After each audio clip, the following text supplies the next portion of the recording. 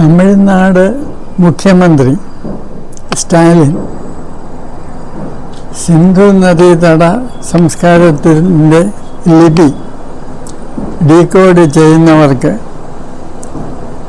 80 കോടി രൂപ ഇനാമായിട്ട് പ്രഖ്യാപിച്ചിരിക്കുകയാണ്. സിന്ധു നദീതട സംസ്കാരത്തിൻ്റെ ലിപി ഡീകോഡ് ചെയ്യുന്നത്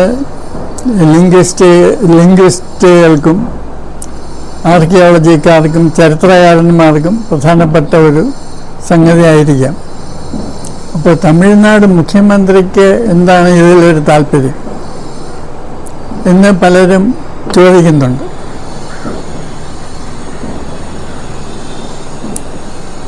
തിരുവനന്തപുരത്ത് international school of Dravidian linguistics എന്നൊരു സ്ഥാപനമുണ്ട്. ഞാൻ അതിൻ്റെ ഒരു ലൈഫ് മെമ്പറാണ്. അത് തുടങ്ങിയ കാലം തൊട്ട്, അത് 1972 അത് തുടങ്ങിയത്. അത് തുടങ്ങിയ കാലം തൊട്ട് അതിൻ്റെ പല മീറ്റിങ്ങുകളിലും പങ്കെടുക്കുന്നുണ്ട്. അതുവഴി ഒരുപാട് തമിഴ് പണ്ഡിതന്മാരുമായിട്ട് ഇടപെടാൻ എനിക്ക് സാഹചര്യം കിട്ടിയിട്ടുണ്ട്. പക്ഷേ ഈ തമിഴ് പണ്ഡിതന്മാർക്കൊരു കുഴപ്പമുള്ളത്, അവർ തമിഴിൽ മാത്രമേ എഴുതുള്ളൂ. അവർക്ക് ഇംഗ്ലീഷ് അറിയാമെങ്കിലും കഴിയുന്നതും തമിഴിലേ സംസാരിക്കുകയുള്ളൂ. ഓരോ സ്ഥലത്തുള്ളവർക്കും പലതരം ഐഡൻറ്റിഫിക്കേഷൻസ് കാണും, ആ സ്ഥലത്തോടോ കൾച്ചറിനോടോ ഒക്കെ. പക്ഷേ ഈ തമിഴ് പണ്ഡിതന്മാർക്ക് ആ ഭാഷയോടാണ് ഏറ്റവും കൂടുതൽ ആഭിമുഖ്യം.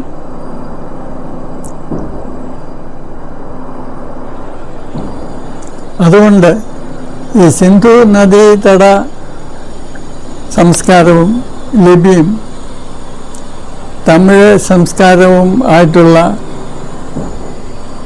ബന്ധത്തെപ്പറ്റി പലർക്കും അറിഞ്ഞുകൂടാ. കാരണം ഇവർ പറയുന്നതും എഴുതുന്നതുമൊക്കെ തമിഴിലാണ്. അപ്പോൾ ഏതാനും ഇവർ പറയുന്ന കുറേ കാര്യങ്ങൾ അറിയുന്നത് രസം ഉള്ള സംഗതിയാണ്. പിന്നെ മനഃശാസ്ത്രവുമായിട്ട് ഇതിലൊരു ബന്ധമുണ്ട്. കാരണം സൈക്കോ ഹിസ്റ്ററി എന്നൊരു വിഷയമുണ്ട്. എന്തുകൊണ്ട് ഓരോ സംസ്കാരവും ഓരോ രീതിയിൽ രൂപം കൊള്ളുന്നു. ചില സംസ്കാരത്തിലുള്ളവർ അക്രമാസക്തരായിരിക്കാം, ചില സംസ്കാരത്തിലുള്ളവർ പ്രധാനമായിട്ട് കച്ചവട പ്രവർത്തനങ്ങളിൽ ഏർപ്പെടുന്നവരായിരിക്കാം. എന്തുകൊണ്ടിങ്ങനെ വ്യത്യാസം ഉണ്ടാകുന്നു എന്നുള്ളത് മനഃശാസ്ത്രപരമായ ഒരു ചോദ്യമാണ്. ഏതായാലും ഈ ദ്രാവിഡ അല്ലെങ്കിൽ തമിഴ് പണ്ഡിതന്മാർ പറയുന്ന ഒരു ചരിത്രം, അവരുടെ ഉത്ഭവം സുമേരിയ എന്ന സംസ്കാരത്തിൽ നിന്നാണ് എന്നുള്ളതാണ്. സുമേരിയ എന്ന് സായിപ്പ് കൊടുത്ത പേരാണ്. അതിൻ്റെ ശരിയായിട്ടുള്ള സ്ഥലത്തിൻ്റെ പേര് സുമർ എന്നാണ്. ഇന്നിപ്പോൾ ഇറാഖ് എന്ന് പറയുന്ന സ്ഥലം യൂഫ്രട്ടീസ് ടൈഗ്രീസ് നദികളുടെ ഇടയ്ക്ക് മെസൊപ്പൊട്ടാമിയ എന്ന് പറയുന്ന ഭൂപ്രദേശത്ത് ഉണ്ടായിരുന്ന ഒരു പുരാതന സംസ്കാരമാണ് സുമേരിയൻ സംസ്കാരം. ആ സ്ഥലത്തിൻ്റെ പേരാണ് സുമർ. അവിടെ ആദ്യം രാജവാഴ്ചയൊന്നും ഉണ്ടായിരുന്നില്ല. വളരെ നൂറ്റാണ്ടുകൾ കഴിഞ്ഞാണ് അവിടെ രാജവാഴ്ച വരുന്നത്. ഈ രാജവാഴ്ച അവിടെ തുടങ്ങുന്നതിന് മുമ്പ് തന്നെ ഇവർ ഒരുപാട് യാത്ര ചെയ്യുമായിരുന്നു. ഇവർക്ക് ഒരുപാട് ശാസ്ത്രീയമായും സാംസ്കാരികമായിട്ടും പുരോഗതി ഉണ്ടായി. ഇവർ വീല് കണ്ടുപിടിച്ചു, കൃഷി കണ്ടുപിടിച്ചു. കൃഷി എന്ന് പറഞ്ഞാൽ സാധാരണ കൃഷിയല്ല, ഈ വയൽ കൃഷി അവർ കണ്ടുപിടിച്ചു. അവർ കടൽ വഴി യാത്ര ചെയ്ത് തെക്കേ ഇന്ത്യയിൽ കുടിയേറി. അപ്പോൾ സുമർ രാജ്യത്തുള്ള ആളുകൾ ഇവിടെ വന്ന് കുടിയേറിയ സ്ഥലത്തിന് അവർ പേര് കൊടുത്തത് കുമർ എന്നാണ്. സുമറും കുമറും. ഈ കുമർ എന്ന സ്ഥലത്തുള്ള ആളുകളാണ് ഈ തെക്കേ ഇന്ത്യയിലെ കുമരി കണ്ടം എന്നുള്ള സ്ഥലത്ത് താമസിച്ചിരുന്നത്. ഈ കുമരി കണ്ടം എന്ന് പറയുന്നത് ലെമൂറിയ എന്നൊക്കെ പറയും. ഇത് സിലോണിനോട് ചേർന്നൊരു വലിയ ഏരിയ ഉണ്ടായിരുന്നു എന്നാണ് പറയുന്നത്. അതായത് ഒരു BC 10,000-ഓടടുപ്പിച്ച് ഈ കടൽ ഏറ്റവും താണ നിലയിലായിരുന്നു. അപ്പോൾ ഇന്നിപ്പോൾ ദ്വാരക എന്ന് പറയുന്ന സ്ഥലത്ത് ഒരു ആൾവാസ കേന്ദ്രം ഉണ്ടായിരുന്നു. പിന്നെ ഈ കുമരിക്കണ്ടം എന്ന് പറയുന്ന സിലോണിനോട് ചേർന്ന് കിടക്കുന്ന സ്ഥലത്ത് ഒരു വലിയ ലാൻഡ് മാസ് ഉണ്ടായിരുന്നു. പിന്നെ ഒരു 10,000 BC തൊട്ട് കടൽ വീണ്ടും ഉയരാൻ തുടങ്ങി. അങ്ങനെയാണ് ദ്വാരക കടലിൽ മുങ്ങിപ്പോയത്. അതൊരു ദ്രവിഡിയൻ സംസ്കാര കേന്ദ്രമായിരുന്നു എന്നാണ് പറയുന്നത്. കൃഷ്ണൻ ഒരു ദ്രവിഡ നേതാവായിരുന്നു എന്നാണ് ഇവർ പറയുന്നത്. അപ്പോൾ ഇന്ദ്രനുമായിട്ടുള്ള മത്സരത്തിൽ ഇന്ദ്രൻ ആരുമല്ല എന്ന് സ്ഥാപിക്കുകയും അങ്ങനെ ആര്യന്മാരുടെ ദൈവങ്ങളെ പുറന്തള്ളി ശൈവിസം കൊണ്ടുവരികയും ചെയ്തു എന്നൊക്കെയാണ് ഇവർ പറയുന്നത്. ഏതായാലും ഈ കുമരിക്കണ്ടം ഏതാണ്ട് 5000 BC ആയപ്പോൾ ഏതാണ്ട് പൂർണ്ണമായിട്ട് മുങ്ങിപ്പോയി. അതിൻ്റെ ഒരു അവശിഷ്ടമാണ് സിലോൺ. അപ്പോൾ സിലോണിൻ്റെ പഴയ പേര് ഈഴം എന്നാണ്. അപ്പോൾ ഈ സുമർ രാജ്യത്തുള്ള ആളുകൾ ഈ രാജവാഴ്ചയൊക്കെ വരുന്നതിന് മുമ്പ് കടൽ വഴി വന്നാണ് കുമരിക്കണ്ടത്തിലെ സംസ്കാരം ഡെവലപ്പ് ചെയ്തത്. അവർ കരമാർഗം പോയിട്ട് ഇന്നിപ്പോൾ ഇറാൻ എന്ന് പറയുന്ന ആ സ്ഥലത്ത് ഒരു സംസ്കാരം ഉണ്ടാക്കി. ആ സ്ഥലത്തിൻ്റെ പേരാണ് ഈഴം. ഇന്നിപ്പോൾ ഇംഗ്ലീഷിൽ ELAM എന്നാണ് എഴുതുന്നത്. എളമൈറ്റ് സിവിലൈസേഷൻ എന്നൊക്കെ സായിപ്പ് പറയുന്നു. പക്ഷേ അത് ഒറിജിനൽ അതിൻ്റെ പേര് ഈഴം എന്നാണ്. അപ്പോൾ ഈ തമിഴ് സംസ്കാരത്തിൽ ഈഴ എന്ന് പറയുന്നത് ആദിമ അമ്മയാണ്. അതായത് ഈ ആദം ഹവ എന്ന് പറയുന്നത് പോലെ തമിഴുകാരുടെ ഏറ്റവും ആദ്യമുള്ള വലിയമ്മയാണ് ഈഴ. ആ ഈഴ താമസിച്ചിരുന്ന സ്ഥലത്താണ് ഈഴം ഉണ്ടായത്. അതേ പേരാണ് ഈ കുമരിക്കണ്ടത്തിൽ സിലോണിന് അവർ കൊടുത്തത്. അങ്ങനെയാണ് ഈഴം എന്നുള്ള പേര് സിലോണിന് വന്നത്. അപ്പോൾ ഈ ഈഴത്തിലുള്ള ആളുകൾ വീണ്ടും കിഴക്കോട്ട് കരമാർഗം സഞ്ചരിച്ച് ആണ് സിന്ധു നദീതട സംസ്കാരം ഉണ്ടാകുന്നത്. ഇതിനിടയ്ക്ക് വേറെ പല ചെറിയ ചെറിയ സംസ്കാരങ്ങളും കണ്ടെത്തിയിട്ടുണ്ട്. അപ്പോൾ ഒരു കണ്ടിന്യൂവേഷനുണ്ട് സുമർ തൊട്ട് സിന്ധു നദീതടം വരെ. മെഹർഗഡ് എന്ന് പറയുന്ന ഒരു സംസ്കാരം 7000 BC-യിലൊക്കെ ഉണ്ടായിരുന്നതായിട്ട് തെളിവ് കിട്ടിയിട്ടുണ്ട്. അപ്പോൾ ഒരു കണ്ടിന്യൂസ് മൂവ്മെൻ്റ് ഉണ്ട്. പിന്നെ ഈ സുമേരിയൻ കാലഘട്ടത്തിൽ തന്നെ ആഫ്രിക്കയിൽ നിന്ന് ജോലിക്കാരെ ഇവർ കൊണ്ടുപോയതായിട്ട് തെളിവുണ്ട്. അപ്പോൾ ഈ സിന്ധു നദീ തട സംസ്കാരത്തിലും ആഫ്രിക്കയിൽ നിന്നുള്ള ജോലിക്കാർ തീർച്ചയായിട്ടും ഇവർക്കുണ്ടായിരുന്നിരിക്കണം. അപ്പോൾ ഈ കച്ചവടക്കാർ ട്രാൻസ്പോർട്ട് ചെയ്യുന്നത് ഈ സാധനങ്ങൾ മാത്രമല്ല മനുഷ്യരെയും അവർ ട്രാൻസ്പോർട്ട് ചെയ്യുമായിരുന്നു. അത് വളരെ പണ്ട് തൊട്ട് സമീപകാലം വരെ അവർ ആഫ്രിക്കയിൽ നിന്നും മറ്റും പലതരം ജോലികൾക്ക് അതിന് പറ്റിയ ജോലിക്കാരെ ആഫ്രിക്കയിൽ നിന്ന് ട്രാൻസ്പോർട്ട് ചെയ്തിരുന്നതായിട്ട് തെളിവുണ്ട്. പിന്നെ ഈ തമിഴെന്നുള്ള വാക്ക് തന്നെ ഈഴകം, ഈഴ എന്നുള്ള വാക്കിൽ നിന്നാണ് തെക്കുള്ള ഈഴം, അതിൽ നിന്നാണ് തമിഴകം എന്നുള്ള വാക്ക് വന്നിട്ടുള്ളത്. പിന്നെ എഴുത്ത് എന്നുള്ളതും ഈഴ എന്ന വാക്കിൽ നിന്നാണ് എഴുത്ത് ഉണ്ടായത്. അപ്പോൾ ഭാഷയ്ക്കും എഴുത്തിനും ഇവർ വലിയ പ്രാധാന്യം കൊടുക്കുന്നുണ്ട്. പിന്നെ ഈ സിന്ധു നദി തട സംസ്കാരം ഉണ്ടായിരുന്ന സ്ഥലത്തിന് മേലുഹ എന്ന് ആണ് പേര് പറയുന്നത്. മേൽ ഈഴകം എന്നുള്ളതിൽ നിന്നാണ് മേലുഹ ഉണ്ടായതെന്നാണ് പറയുന്നത്. തം ഈഴകം ആണ് തമിഴ് അല്ലെങ്കിൽ തമിഴകമായത്. അപ്പോൾ ഇവരുടെ തമിഴ് എന്ന് പറയുന്ന ഭാഷ സുമേരിയൻ ഭാഷയും ഈഴം അവിടുത്തെ ആളുകൾ സംസാരിച്ചിരുന്ന ഭാഷയും സിന്ധു നദി തടത്തിലുള്ള ആളുകൾ സംസാരിച്ചിരുന്ന ഭാഷയും എല്ലാം തമ്മിൽ അടുത്ത ബന്ധമുണ്ടെന്നാണ് ഇവർ പറയുന്നത്. പിന്നെ വേറെ ഒരു കാര്യം ഈ സ്ക്രിപ്റ്റാണ്. അപ്പോൾ സിന്ധു നദീതടത്തിൽ ഉള്ള സ്ക്രിപ്റ്റ് ഇതുവരെ ഡീകോഡ് ചെയ്തിട്ടില്ല. പക്ഷെ അത് വലത്ത് നിന്ന് എടുത്തോട്ടാണ് എഴുതുന്നത്. അപ്പോൾ രണ്ട് അതിപുരാതന സ്ക്രിപ്റ്റുകളിൽ നിന്നാണ് ഇന്ത്യയിലുള്ള എല്ലാ സ്ക്രിപ്റ്റുകളും വന്നിരിക്കുന്നത്. ഒന്ന് ഖരോഷ്ടി, വേറൊന്ന് ബ്രഹ്മി.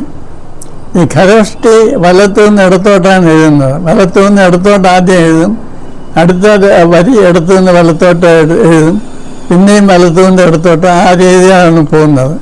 ഇൻഡസ് വാലി സ്ക്രിപ്റ്റും ആ രീതിയിലാണ് ഉള്ളതെന്ന് കണ്ടിട്ടുണ്ട്. അപ്പോൾ ഇൻഡസ് വാലി സ്ക്രിപ്റ്റിൽ നിന്ന് ഡയറക്റ്റായിട്ട് വന്ന ഒരു സ്ക്രിപ്റ്റായിരിക്കണം ഖരോഷ്ടി സ്ക്രിപ്റ്റ്, ലിപി. പക്ഷേ ബ്രഹ്മി സ്ക്രിപ്റ്റ് പിൽക്കാലത്ത് വന്നതാണ്. അശോകൻ്റെ കാലത്താണ് അത് ഈ അശോകൻ്റെ ശാസനങ്ങൾ മറ്റും എഴുതാനായിട്ട് ഉപയോഗിച്ചിരുന്നത്. അത് ഗ്രീക്ക് സ്ക്രിപ്റ്റും പിന്നെ സിറിയയിലുണ്ടായിരുന്ന സ്ക്രിപ്റ്റും ഒക്കെ ആയിട്ട് അതിന് ബന്ധമുണ്ട്. അപ്പോൾ original Indus Valley script Kharosthi സ്ക്രിപ്റ്റുമായിട്ട് അടുത്ത ബന്ധമുണ്ട്. അപ്പോൾ ബുദ്ധമതത്തിൻ്റെ അവരുടെ പ്രധാനപ്പെട്ട കാര്യങ്ങളൊക്കെ ആദ്യം ഖരോഷ്ടിയിലാണ് എഴുതിയിരുന്നത്. പിന്നെ കുറച്ചുകൂടെ മെച്ചപ്പെട്ട ഒരു സ്ക്രിപ്റ്റ് ബ്രഹ്മിയാണെന്ന് മനസ്സിലാക്കിയപ്പോഴാണ് അവർ ബ്രഹ്മിയിലേക്ക് മാറിയത്. അപ്പോൾ ആധുനിക തമിഴ് സ്ക്രിപ്റ്റ് ബ്രഹ്മിയിൽ നിന്നാണ് വന്നിട്ടുള്ളത്. അപ്പോൾ ബ്രഹ്മി എന്ന് പറയുന്നത് ഈ പല പാശ്ചാത്യ സ്ക്രിപ്റ്റുകളുമായിട്ട് കൂടുതൽ ബന്ധമുള്ളതാണ്. ഈ ബ്രഹ്മി സ്ക്രിപ്റ്റിൽ നിന്നാണ് സംസ്കൃതത്തിൻ്റെയും ഹിന്ദിയുടെയും ഒക്കെ ദേവനാഗരി സ്ക്രിപ്റ്റും ഉണ്ടായിട്ടുള്ളത്. അപ്പോൾ ഇൻഡസ് വാലി സ്ക്രിപ്റ്റ് ഒരുപക്ഷെ ആധുനിക തമിഴ് സ്ക്രിപ്റ്റുമായിട്ട് അടുത്ത ബന്ധം ഉണ്ടാകണമെന്നില്ല. കാരണം ഏതോ ഒരു കാലഘട്ടത്തിൽ തമിഴ് അവരുടെ ഒറിജിനൽ സ്ക്രിപ്റ്റ് ഉപേക്ഷിച്ചിട്ട് ബ്രഹ്മിയിൽ നിന്ന് ഡിറൈവ് ചെയ്ത തമിഴ് ബ്രഹ്മി എന്ന് പറയുന്ന ഒരു സ്ക്രിപ്റ്റിലേക്ക് മാറി. പക്ഷേ തമിഴ് ബ്രഹ്മിയാണ് ആദ്യം ഉണ്ടായെന്നാണ് പറയുന്നത്. 600 BC കീഴടി എന്ന സ്ഥലം, മധുരയ്ക്കടുത്ത ഒരു സ്ഥലമാണ് കീഴടി. അവിടുന്ന് ആർക്കിയോളജിസ്റ്റ് കണ്ടെത്തിയ ആർക്കിയോളജിക്കൽ മെറ്റീരിയൽസ് കുഴിച്ചെടുത്തതിലൊക്കെ ഇൻഡസ് വാലി ലിഖിതം പോലെയുള്ള ലിഖിതങ്ങളും മറ്റടയാളങ്ങളും ഒക്കെ കണ്ടെത്തിയിട്ടുണ്ട്.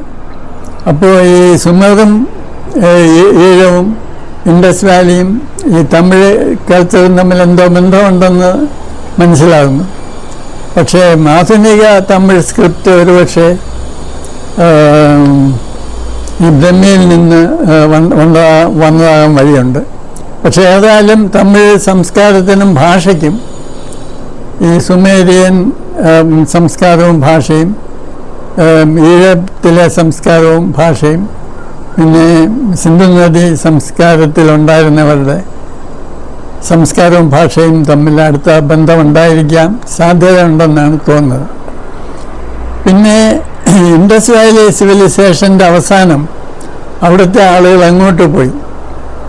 അപ്പോൾ ഇവർ പറയുന്നത്, ഈ തമിഴ് പണ്ഡിതന്മാർ പറയുന്നത്, അവർ ആദ്യം കിഴക്കോട്ട് സഞ്ചരിച്ചിട്ട് ആസാം വരെ പോയി. അവിടെ പിന്നെ മംഗളോയിഡ് ട്രൈബ്സിൻ്റെ ആക്രമണം തുടർച്ചയായിട്ടുണ്ടായതുകൊണ്ട് അവർ തെക്കോട്ട് നീങ്ങി ആന്ധ്രയുടെ അടുത്ത് അവർ താമസിച്ചു. പിന്നെ തെക്കോട്ട് വന്ന് തമിഴ്നാട്ടിൽ അവർ സെറ്റിൽ ചെയ്തു എന്നാണ് പറയുന്നത്. അപ്പോൾ ഇന്ത്യയിലുള്ള എല്ലാ വൈശ്യ സമുദായത്തിൽപ്പെട്ട ആളുകളും അവരെല്ലാം കച്ചവടം ചെയ്യുന്നവരാണ്. സിന്ധു നദി സംസ്കാരത്തിലുള്ളവരുടെയും പ്രധാന തൊഴിൽ കച്ചവടമായിരുന്നു. ഒരുപക്ഷെ എല്ലാ വൈശ്യ സമുദായത്തിൽപ്പെട്ടവരും ഇൻഡസ് വാലി സംസ്കാരവുമായിട്ട് അടുത്ത ബന്ധമുള്ളവരായിരിക്കാം. പക്ഷേ ഏറ്റവും ശുദ്ധമായ ഇൻഡസ് വാലി ബന്ധമുള്ള കച്ചവട സമൂഹം തമിഴ്നാട്ടിലാണ്. അത് അവർ ചെട്ടിയാരന്മാരെന്നാണ് അറിയപ്പെടുന്നത്. അപ്പോൾ ചെട്ടിയാരന്മാരുടെ സംസ്കാരം കൂടുതലായിട്ട് പഠിക്കുകയാണെങ്കിൽ ഇൻഡസ് വാലിയുമായിട്ട് അടുത്ത ബന്ധം കാണുമെന്നാണ് ഇവർ പറയുന്നത്. ഈ ചെട്ടിയാരന്മാരെ അവരെപ്പറ്റി തന്നെ ചെട്ടിയാരെന്നല്ല പറയുന്നത്, അവർ നഗരത്തന്മാരെന്നാണ് പറയുന്നത്. ഈ നഗരം എന്നുള്ള വാക്ക് ഇന്നിപ്പോൾ സംസ്കൃതത്തിലുണ്ട്, എല്ലാ ഇന്ത്യൻ ഭാഷകളിലുമുണ്ട്. പക്ഷെ അതിൻ്റെ ഉത്ഭവം തമിഴ് ഭാഷയിലാണെന്നാണ് ഇവർ പറയുന്നത്. സംസ്കൃതത്തിൽ നഗരം എന്നുള്ള ഒരു ലോൺ വേർഡാണ് തമിഴിൽ നിന്നെടുത്തതെന്നാണ് ഇവർ പറയുന്നത്. ഈ ചെട്ടിയാരന്മാരെ മീറ്റിംഗ് കൂടുന്നതെന്ന് അവർ പറയുന്നത് നഗരം എന്നാണ്. 1-ാം തീയതി നഗരമാണെന്ന് പറഞ്ഞാൽ 1-ാം തീയതി മീറ്റിംഗ് ആണെന്നാണ് അവരുടെ അർത്ഥം. പിന്നെ ഒരു കമ്മിറ്റിയാണ് അവരുടെ എല്ലാ കാര്യവും തീരുമാനിക്കുന്നത്. അവർക്ക് രാജാക്കന്മാരെന്നൊരു സമ്പ്രദായമില്ല. പിന്നെ നിങ്ങൾ എവിടെ നിന്ന് വന്നു എന്ന് ചോദിച്ചാൽ ഞങ്ങൾ ആന്ധ്രയിൽ നിന്ന് വന്നു, അവിടെ നാഗനാടെന്നൊരു സ്ഥലം ഉണ്ടായിരുന്നു, അവിടെ നിന്നാണ് ഞങ്ങൾ വന്നതെന്ന് പറയും. അത് ശരിക്കും നാഗനാടല്ല, നഗരനാടായിരുന്നു. അത് പറഞ്ഞ് നാഗനാട് ആയതാണെന്നാണ് പണ്ഡിതന്മാർ പറയുന്നത്. അതിനു മുമ്പ് നിങ്ങൾ എവിടെ നിന്ന് വന്നു എന്ന് ചോദിച്ചാൽ നാഗനാട് അങ്ങ് വടക്കായിരുന്നു എന്ന് പറയും. അതാണ് നാഗാലാൻഡ്. അത് ഒറിജിനലായിട്ട് നഗരനാടായിരുന്നു. അവിടുന്ന് ഇവരെ മംഗളോയിഡ് ട്രൈബ്സ് ഓടിച്ച് വിട്ടതാണ്. അപ്പോൾ പണ്ട് ആര്യന്മാർ വന്നപ്പോൾ ഇവർ ഇൻഡസ് വാലിയിൽ നിന്ന് ഒഴിഞ്ഞുപോയി. കാരണം ആര്യന്മാർ ഇവരെ ഒന്നും കൊന്നില്ല. കാരണം ഇവർക്ക് യുദ്ധം ചെയ്യാൻ ആയുധങ്ങളില്ല. അപ്പോൾ അവിടെ യുദ്ധം ഉണ്ടാവില്ല. ആര്യന്മാർ വന്നിവരെ യുദ്ധം കൂടാതെ കീഴ്പ്പെടുത്തുകയായിരുന്നു. അപ്പോൾ ഇവർ പതുക്കെ ആ സ്ഥലം ഒഴിഞ്ഞ് പോവുകയാണ് ഉണ്ടായത്. അതുകൊണ്ട് അവിടെ ആരെയും കൊന്നതായിട്ടോ ഉള്ള തെളിവുകളൊന്നും കിട്ടാൻ സാധ്യതയില്ല. അപ്പോൾ ഇവർ കിഴക്കോട്ട് മൂവ് ചെയ്ത് ആസാം വരെ എത്തി. പിന്നെ അവിടുന്ന് മംഗളോയിഡ് ട്രൈബ്സിൻ്റെ ആക്രമണം തുടർച്ചയായിട്ടുണ്ടായപ്പോൾ ഇവർ വീണ്ടും തെക്കോട്ട് നീങ്ങി ആന്ധ്രാ തീരത്ത് സെറ്റിൽ ചെയ്തു. ഇപ്പോൾ തമിഴ്നാട്ടിലെ ചെട്ടിനാടെന്ന് പറയുന്ന ഏതാണ്ട് 2000 കിലോമീറ്റർ വരുന്ന ഏരിയയിലാണ് ഇവർ സെറ്റിൽ ചെയ്തിരിക്കുന്നത്. ഇപ്പോൾ രാമനാഥം പിന്നെ ശിവഗംഗ ഇങ്ങനെ 2 ഡിസ്ട്രിക്റ്റിലായിട്ടാണ് ഇവർ സെറ്റിൽ ചെയ്തിരിക്കുന്നത്. ഇവർക്ക് വലിയ വലിയ കൊട്ടാരങ്ങൾ സദൃശമായിട്ടുള്ള വീടുകളാണുള്ളത്. ഏതാണ്ട് 10,000-ൽ കൂടുതൽ വലിയ ചെട്ടിനാട് മാൻഷൻസ് എന്ന് ആണ് ഇവ അറിയപ്പെടുന്നത്. അപ്പോൾ സിന്ധു നദി സംസ്കാരത്തിലുള്ളവർ പടിഞ്ഞാട്ടോട്ട് പോയി ഈജിപ്തുകാരും സുമേരിയക്കാരുമായിട്ടൊക്കെ കച്ചവടം നടത്തിയിരുന്നു. അതുപോലെ ചെട്ടിമാർ കിഴക്കോട്ട് പോയി കടൽ മാർഗം പോയി ഈ കംബോഡിയ തുടങ്ങിയ സൗത്ത് ഈസ്റ്റ് ഏഷ്യൻ രാജ്യങ്ങളുമായിട്ടാണ് കച്ചവടം നടത്തിയിരുന്നത്. ബർമ്മ, തായ്ലൻഡ് തുടങ്ങിയ രാജ്യങ്ങളുമായിട്ട് കച്ചവടം നടത്തി. അപ്പോൾ ഇൻഡസ് വാലിയിൽ ഇവർ ഒന്നിൽ കൂടുതൽ വിവാഹം കഴിച്ചിരുന്നു. കൂടുതൽ പണം ഉണ്ടാക്കുന്ന കച്ചവടക്കാരെ കൂടുതൽ പണത്തിൻ്റെ തോതനുസരിച്ച് പുതിയ പുതിയ വീടുകൾ കെട്ടി ഒന്നിൽ കൂടുതൽ ഭാര്യമാരെ കീപ്പ് ചെയ്തിരുന്നു.